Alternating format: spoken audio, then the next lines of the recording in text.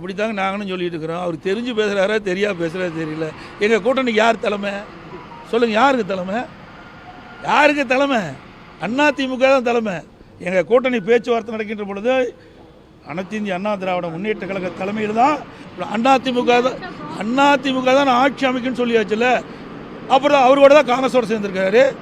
காங்கிரஸும் அவரும் எந்தெந்த காலத்தில் திமுக இருக்கின்ற பொழுது அப்போ என்ன இந்திய எதிர்ப்பு போராட்டம் நடந்தது, எமர்ஜென்சி வந்தது, மிசா சட்டம் வந்தது, அவரெல்லாம் அரெஸ்ட் பண்ணாங்க அப்படின்னு ஒவ்வொரு முறையும் சொல்லிட்டு இருக்காரு.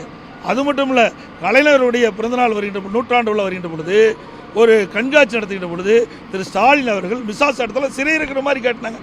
அப்படிப்பட்ட கட்சியில் தான் போய் கூட்டணி அமைச்சிருக்கிறாங்க. கூட்டணி என்பது அவ்வப்போது எல்லா கட்சிகளும் அமைச்சிட்டு இருக்குது. இந்த கட்சி அந்த கட்சின்னு இல்லை. இதே 1999 நாடாளுமன்றத்தில் திராவிட முன்னேற்ற கழகம் பாரதிய ஜனதாவோட கூட்டணி வச்சுதே இல்லையா? அப்போல்லாம் டைரக்ட் தான் ஆனாங்களா? அமைச்சரவையிலே வீட்டில் இருந்தாங்க. கிட்டத்தட்ட 8 ஆண்டு காலம் திராவிட முன்னேற்ற கழகம் மத்திய அமைச்சரில் பாரதிய ஜனதா மத்திய அமைச்சரவையில் இடம்பெற்றிருந்தாங்களே இல்லையா? 2001 சட்டமன்ற பொதுத் தேர்தலில் இடம்பெற்றிருந்தாங்க. அதையெல்லாம் நீங்கள் கேட்க மாட்டேங்கிறீங்க. அதாவதுங்க, எல்லா கட்சிகளும் எங்களோடையும் கூட்டணி வச்சுருக்கிறாங்க, திமுகவோடையும் கூட்டணி வச்சிருக்கிறாங்க. கூட்டணி என்பது அந்தந்த சூழ்நிலை தகுந்த மாறி மாறி அமைச்சிட்டு வரும். கூட்டணின்றது வேற, ஆனா எல்லாமே அமித்ஷாவுடைய பேச்சு அப்படின்னு நீங்க சொல்லிட்டு இருக்கீங்க. அவரு சொல்லிட்டு சார் பாருங்க, அமித்ஷா பெரியவரா, எடப்பாடி பழனிசாமி பெரியவரா? அப்படிலாம் இல்ல, மக்கள் தான் பெரியவர்கள். மக்கள் தான் பெரியவங்க. எங்க கட்சிக்கு நாங்க பெரியவங்க, அவங்க கட்சிக்கு அவங்க பெரியவங்க. இவர் வேற வழியை சொல்றதுக்கு வழியே கிடையாது. வேற என்ன குற்றம் சொல்ல முடியும்?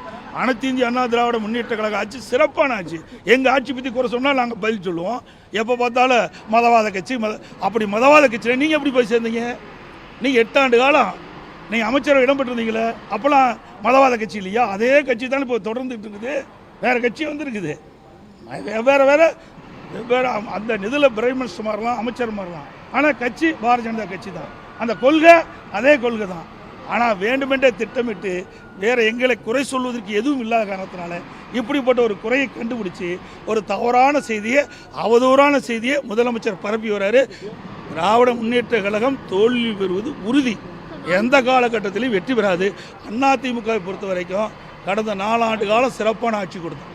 எங்களுடைய ஆட்சியில் எந்த தவறு சொல்ல முடியல. இப்போ முதலமைச்சர் தவறு சொல்ல போகலாம். இப்போ எவ்வளோ ஊழல் நடந்திருக்குது, அவ்வளோ ஊழலையும் மேதக ஆளுநர்கிட்ட சப்மிட் பண்ணோம்.